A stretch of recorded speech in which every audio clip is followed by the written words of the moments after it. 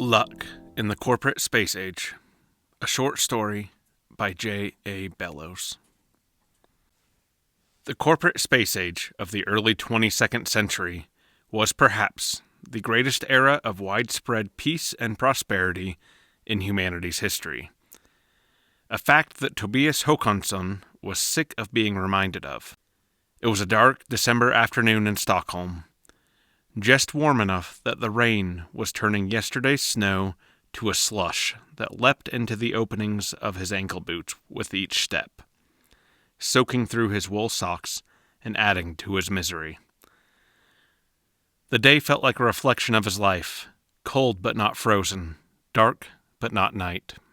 The industrial-looking supermarket to his left sold food at prices that were practically free, but the luxury restaurant to his right sold meals he couldn't quite afford.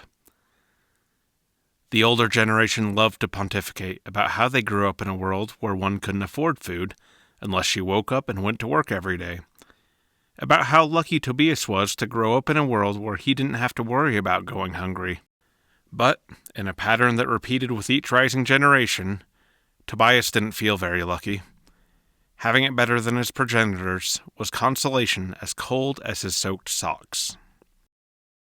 He rode the long escalator down into the metro station, wet socks flattening into cold skin, the seeds of blisters planted with each step. The metro station was clean, too clean for his current mood.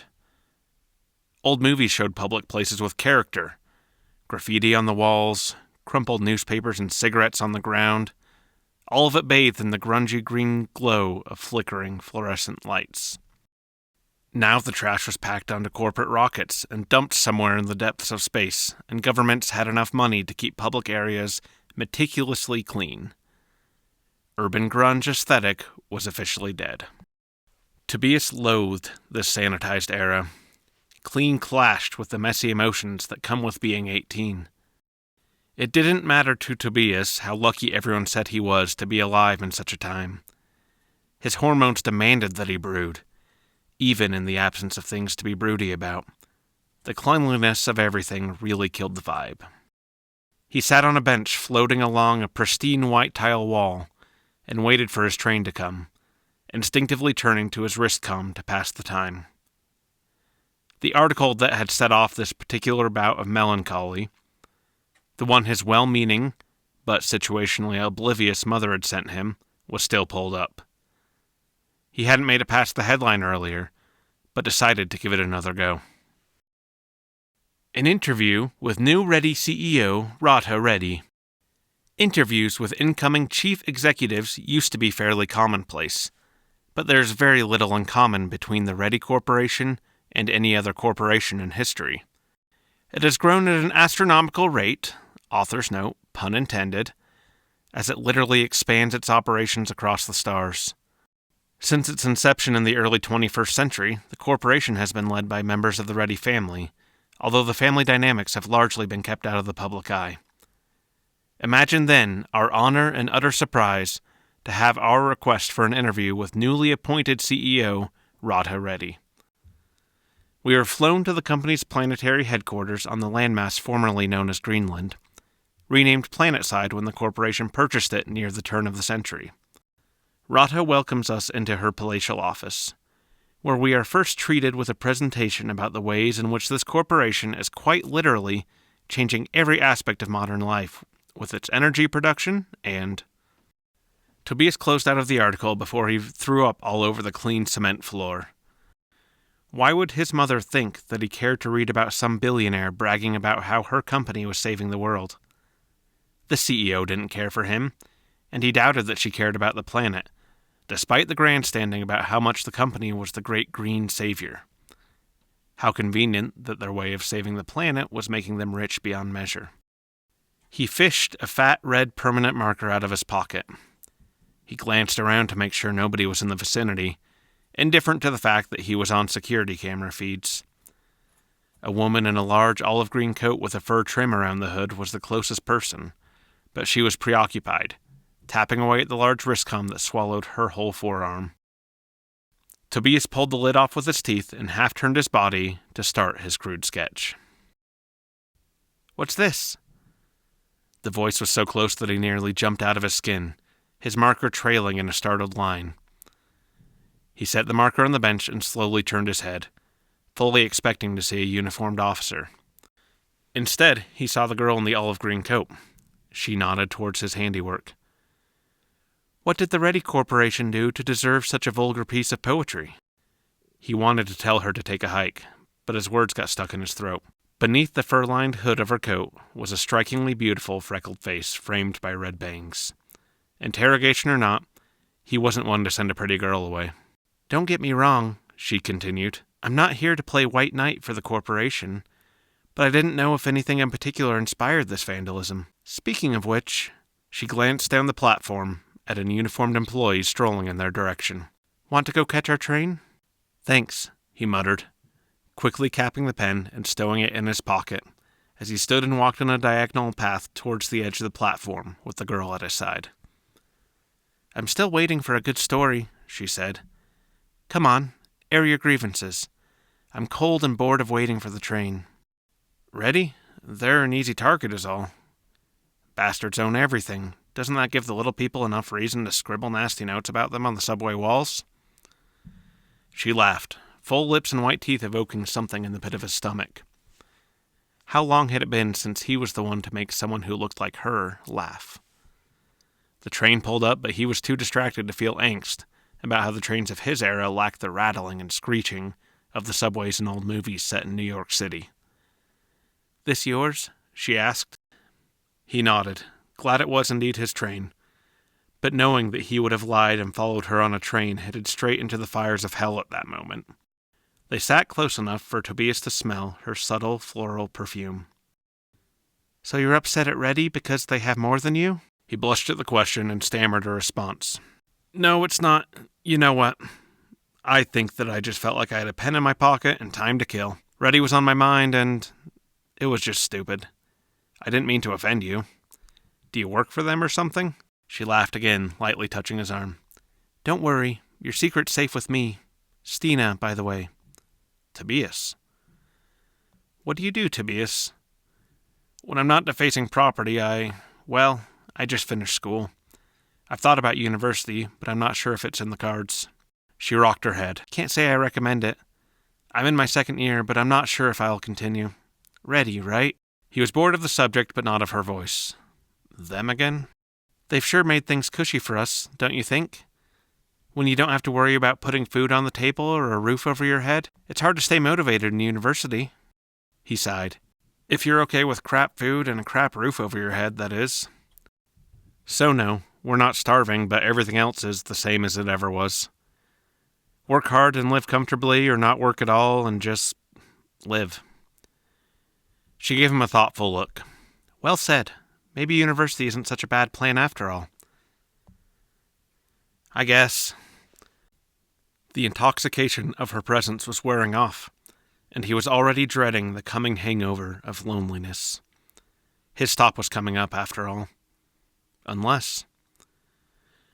Want to come eat some crap food in my crap apartment? He blurted, as shocked to hear the words come out of his mouth as he was to hear her response in the affirmative.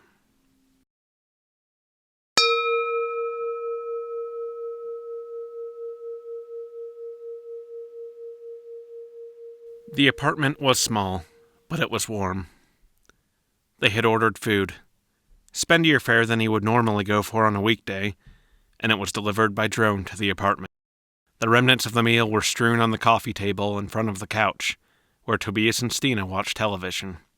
He was thrilled to find that she had a nice figure beneath the heavy winter coat, and hoped she didn't mind that his own gray coat had made his scrawny frame look a little bulkier. They passed a few hours swapping stories of varying veracity, and had grown gradually closer on the couch. Her cheek now rested against his shoulder as they watched a rerun of a program neither particularly cared for, but that kept them together. I don't even know what I would study, he was saying, after a story about his mother encouraging him to further his studies. I was okay at school, but never cared for it. 50 years ago, I would probably go find a job in a trade, carpentry or something like that. But with so much of that automated, you could only really make decent money if you were some kind of master craftsman. Why wear myself out to go make barely more than the monthly government stipend? Maybe it's Sweden, she suggested. They don't pay us enough up here in the north. Norway's in the same boat. They used to have oil money, but now that everything has gone nuclear, that's dried up. It's probably the first time in history where we've had the luxury of shelter and food practically without cost. Maybe we're lucky. He unconsciously gritted his teeth at the word. Even in the sweet tone of a pretty girl leaning on his arm, it still irritated him.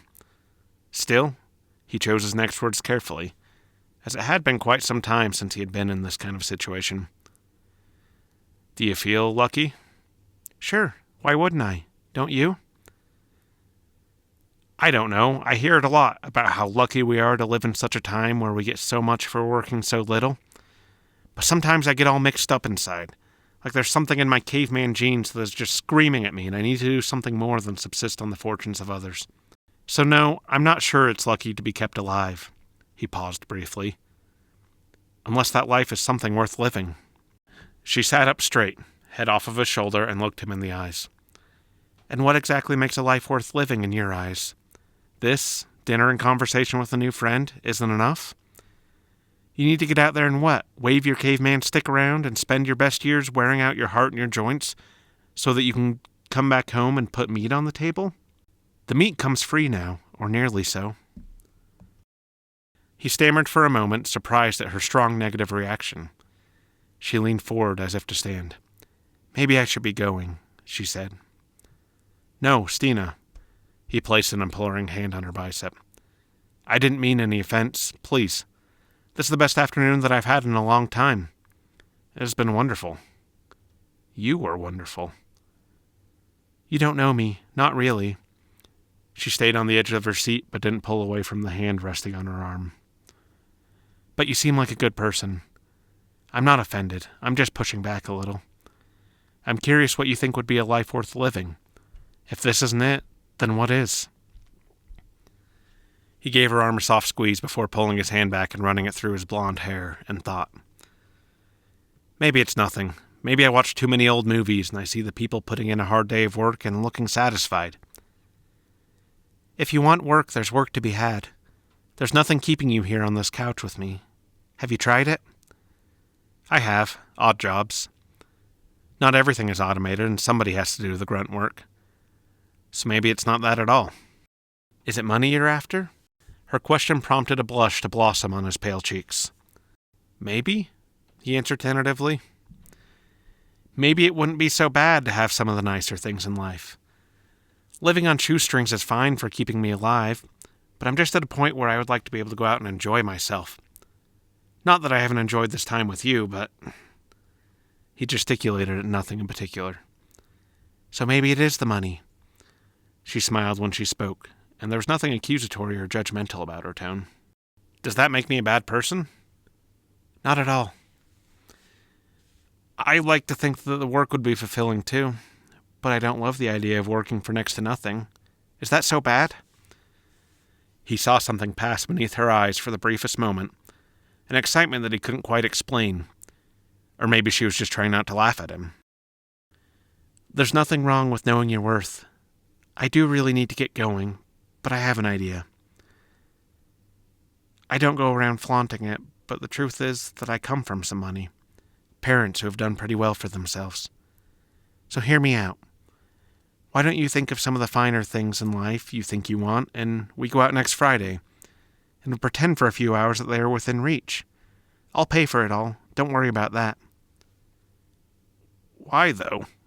Was all he could mutter in his confusion. Why? She smiled at him and leaned her knee against his. You seem like a good person. I like you. And it sounds like you're at a bit of a crossroads. If a few hours and some of my parents' unused wealth can help you decide the kind of life you want to pursue, then it's time and money well spent. So call me, okay?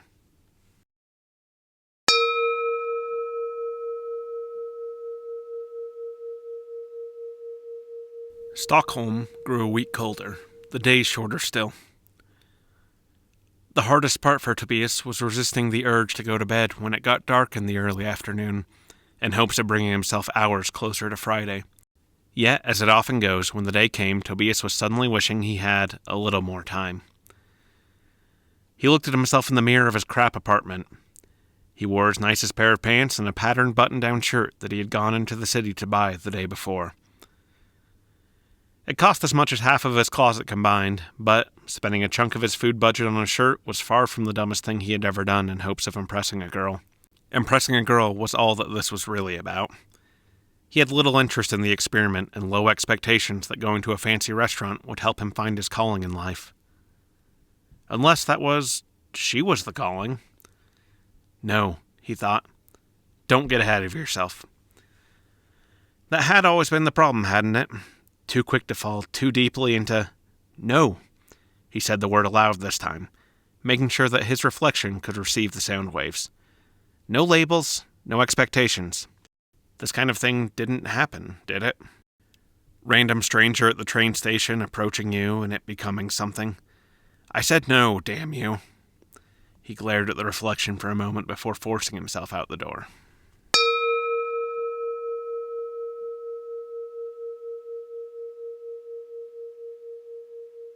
Hopes of staying grounded were summarily dismissed when he saw the dress. Hidden at first beneath a black coat, it was revealed inside the entry of the restaurant, elegant and blue and cut just right for her frame. Fears that he wouldn't fit in with the crowd at the fine restaurant were replaced with the confidence that came from being accompanied by this beautiful woman. Remember, she reminded him, we're living like them tonight. She must have seen the color drain from his face when he saw the prices. With basic food so universally affordable, any price would have been an adjustment.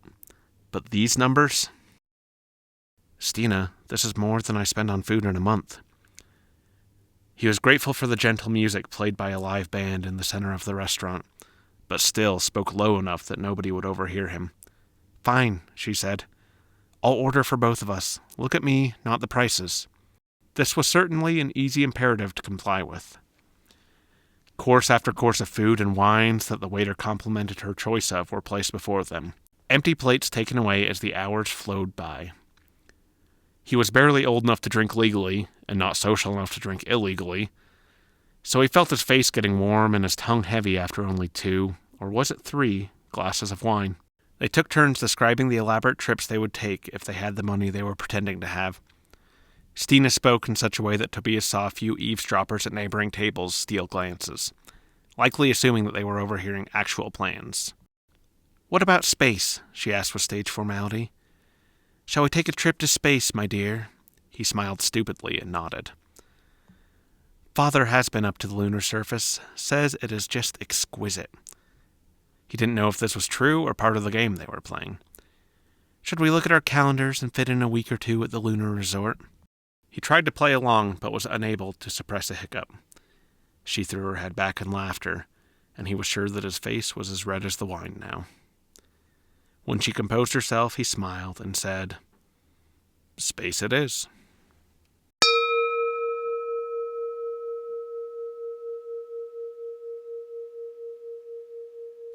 Gone were Tobias's disappointments that the world wasn't gritty and dirty enough for his liking. The dinner the night before had left him with more than a wicked hangover. It had given him cruel perspective. It had only been self-deprecating humor when he had asked Stina back to his crap apartment, but now he knew it hadn't been an exaggeration.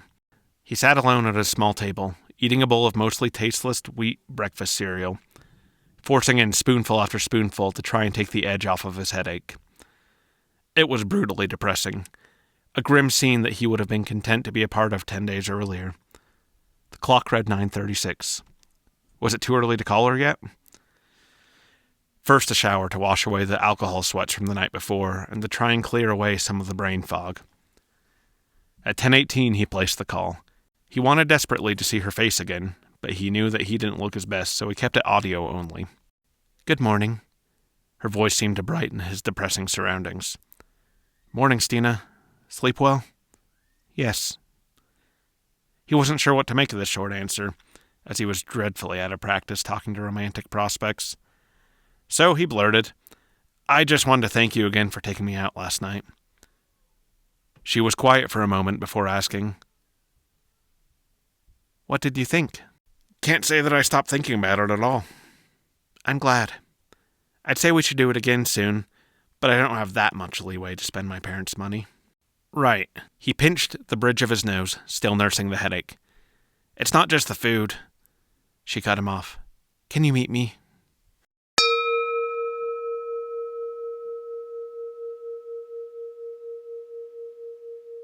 They met at a large pedestrian plaza near downtown Stockholm. The sun was making its brief daily appearance, shaving the tips off icicles and reflecting off the large ball ornaments of the massive Christmas tree that had been erected in the plaza. She was back in her olive coat, her hood down, and her red hair pulled back in a bun. Having worn the nicest clothes last night, he was glad to have his own bulky coat covering up an older shirt, his close-cropped hair hidden by a beanie. She had greeted him with a kiss on the cheek, which made him glad that he hadn't foregone the shower before the abrupt meeting. Last night really was wonderful, she started, and it has me thinking about a lot of things. The kiss and this opening line had taken most of the air out of his lungs, but he found enough to noise his agreement. When we were talking about those trips, she continued, didn't it make you wish we could really go? Like to the moon? He chuckled. Well, yeah, wouldn't that be great? Oh, it's funny? She looked away, dejectedly. Oh no, I'm serious that it would be wonderful. But realistic? Not particularly. Of course I want to travel the world, especially... She started speaking as his voice trailed off. Then why settle? The work is out there. People do it. Maybe it is. Maybe I should give university another thought. You and I, we can become doctors or something and go up to the moon together sometime. No, she shook her head. I'm not sure about university. It will take so long. How else does someone get that kind of money? He didn't want to ask the question on his mind, the topic she had never brought up. How had her parents made their money? Before their dinner date, he had looked up her last name and found nothing at all. She was surprisingly anonymous online in an age where you could find something about anybody. It's funny, she said. Or maybe the word is ironic, I don't know. But a few days ago I caught up with a cousin I hadn't heard from in years. He's older than me, but we were close when I was younger. He didn't grow up with the same kind of money that we had, but now he is doing quite well for himself. She hesitated, staring intently at a bird hopping on the slick pavement a few feet away. So, he finally asked, what's funny about it? The funny thing is that he has made his money working for the company you were writing about when we first met. He laughed. Ready? Yeah, I guess that is a little funny. Is it so crazy to consider, though? Consider? Wait, you're thinking of working for Reddy? Well, good luck with that. I've heard horror stories about the working conditions in Planetside. It's like the final boss of capitalist hellholes. He doesn't work in Planetside. He doesn't even work for them anymore. He made his money and got out. How? They have mining operations out in space. No? She held a hand out to keep him from standing up. Listen, they hire young people like us, send you to space for 4 or 5 years, and pay you enough that you can retire comfortably. You should see the beautiful home he just bought in Italy. Here, I can pull up a picture. He held up a dismissive hand. Slow down. You think you're qualified to be a, what? An astronaut? A space miner? I'm saying that we're both qualified, she said. Listen, going to space isn't dangerous or crazy like it used to be. Millions go every year. They send old people up there. And in the mine, my cousin says that things are mostly automated. If you're young and active enough to put in the work, they'll hire you. They just really look for people our age who can do a 4-year rotation with low risk of health problems. 4 years, he asked, no longer trying to stand up. You just said it was 5 years.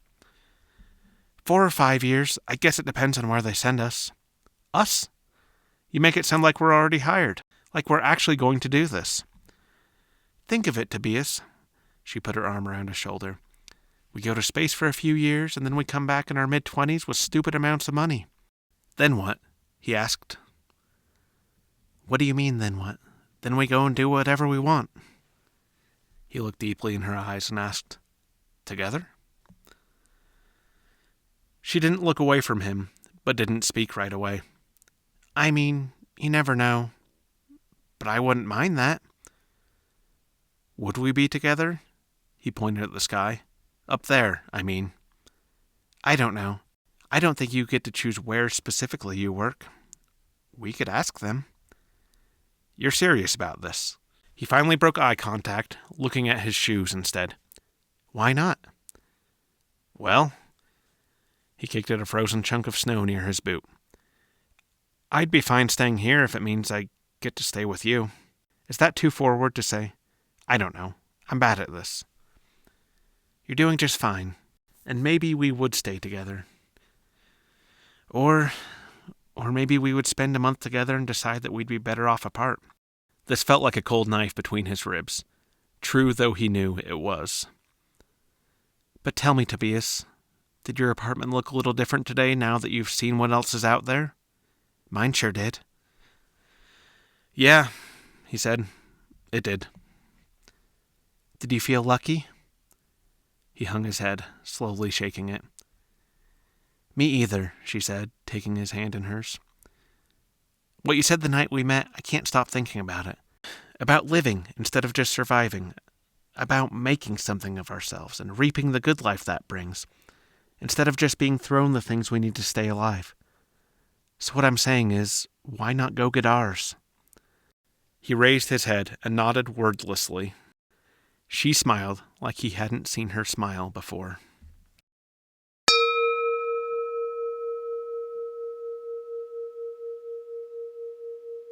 Sure, Tobias said in English. Who isn't familiar with the Reddy Corporation? He was back at his sad kitchen table, looking at the video image of a man with long, greasy hair. Stina sat in the other room on the couch, out of sight, but watching intently. And you're interested in a space mining job? The interviewer asked. They're not always the easiest to sell people on. It's a big commitment, and there's not really an easy way of backing out once you're up there. I've heard good things about it. He glanced at Stina, who smiled excitedly. Someone who had the job before. Name is Peter Matson. Oh, sure, the man said. I remember Peter. He had good things to say about the job? He did. Said it was rewarding. I bet he did. Well, I've seen your CV and physical results you sent over. I think that we have a place for you. That is, if you're ready for a 5-year commitment. We obviously pay a premium for that, like I'm sure Peter mentioned. Why not? He shrugged with a smile. Hell yeah, brother. That's the attitude. The man laughed, stained teeth looming large on the computer screen. Now, what other questions do you have for me? I have a friend who applied too. She's actually here with me, just off camera. Can I ask if you've reviewed her application? Sure have. Remind me of her name? Stina Johansson. Ah, how could I forget a lovely name like that? The man smiled, a reaction that Tobias struggled to interpret. Yes, we reviewed her application, and we'd be happy to have her with us, too. Was that your question? Yes and no. I was wondering if there's any chance we could work together. His pulse quickened as he awaited a response. That's not for me to decide, sadly. We have quite a few operations, and we send people where they're needed. His heart dropped. So, no chance? Unlikely, but I'll see what we can do. The man sighed and looked up from a paper on his desk directly into the camera, continuing in a more subdued tone. This job is going to have you pretty isolated, except for your direct co-workers. For security reasons, we don't allow personal communication back to Earth or between bases. So if you and, The man paused. Stina, Tobias said. Yes, that was it. If you and Stina are not at the same facility, you won't be able to stay in touch. You need to understand that coming in. Like I said, we ask a lot. But we do pay a premium. Tobias looked at Stina sadly. He knew that she was right, that there was nothing guaranteeing that they would stay together anyway. But he also got the sense that she wanted the life of luxury more than he did, and that being able to contribute to that life was his best chance. Plus, he thought, as he looked around the box of an apartment, it's not like he had much else going for him right now, and it was only a couple of years. He turned to Stina, who smiled at him from the couch and nodded encouragingly, maybe even lovingly. For the first time in a long time, Tobias felt lucky.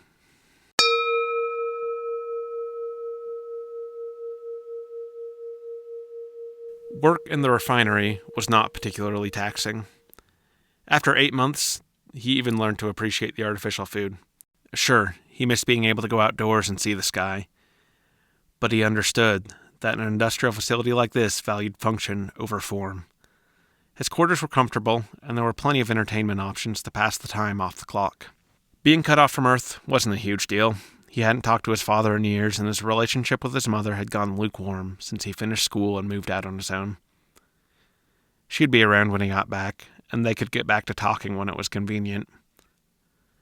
The more he talked to his coworkers, the more he learned that many of them weren't so different. They came from all around the world, but they were all young, early 20s like he was. Most had little to say about family or friends back on Earth, which wasn't too surprising when Tobias thought about it. Would someone with a strong social base agree to leave it all behind for half a decade? It was similarly unsurprising to learn that few of them had strong educational backgrounds or other ambitions that would have kept them on Earth for a more orthodox career path. Thoughts of Stina kept him going when things got hard. He wondered where she had been assigned to, how she was adjusting. He'd been forced to sign a mountain of NDAs when he was hired, including an agreement that he couldn't make written records of his employment, so he couldn't keep a journal. Instead, he tried to make mental videos of the funny things he encountered. He would play them over in his head, usually in the form of an imagined scene where he was swapping stories with Stina over an expensive dinner in some exotic locale. The uncertainty of it all sucked, that was for sure. But he tried to stay positive, tried to tell himself that he had a lot more going for him than back when he was moping around and defacing subway walls.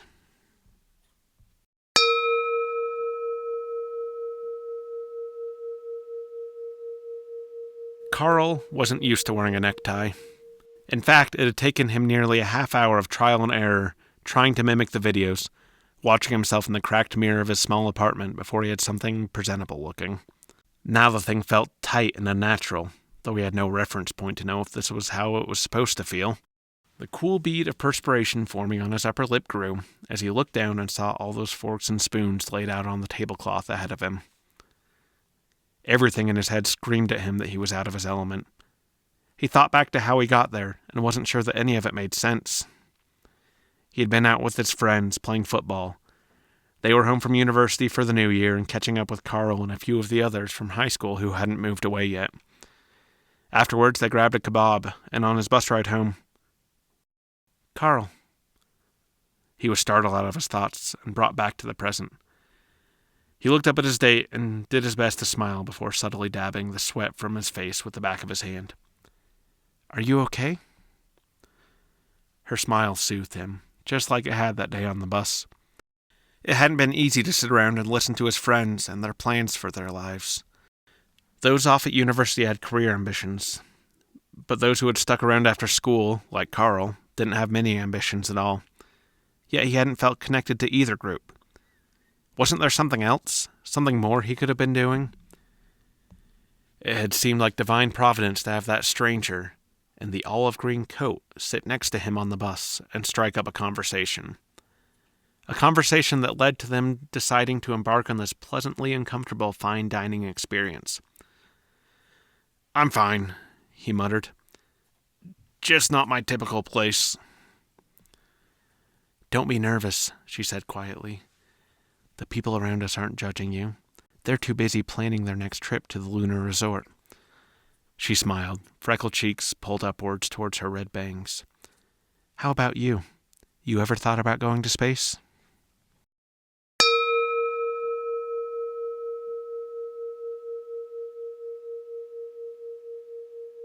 They certainly had a type. Young, fit, and, gauging by their online presence and blank stares when she first met them, completely lost in life.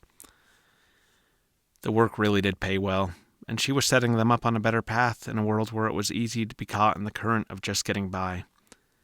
Just like she was setting herself up for a life full of the finer things. That's what she told herself. That's how she slept at night. She wouldn't stay in this job long. She couldn't. Youthful beauty wasn't forever. Plus, in a few years, they would start coming back from the mines, and she would need to be somewhere else entirely. someone else entirely. That wouldn't be hard. The truth was that she came from nothing, from parents who were perfectly content living lives of just getting by. Stina wanted more. She wanted all that she could get her hands on. For now, that meant working as a very well-compensated freelancer, a hungry young headhunter for the Ready Corporation.